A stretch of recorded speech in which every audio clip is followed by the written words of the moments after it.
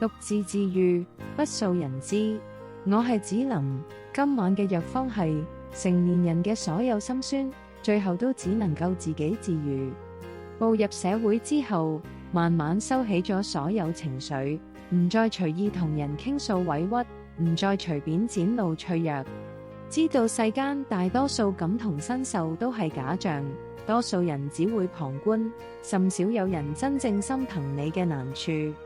無論幾多壓力，幾多委屈，幾多心酸，都只能悄悄收起，獨自熬過所有難關。日復一日自我修復，自我治癒，慢慢變得沉默鬆容。成年人嘅成長，就係學會獨自扛下所有風雨。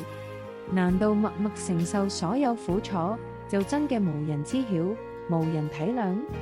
我係子琳，默默治癒，溫柔堅強。點個訂閱，願你從此百毒不侵。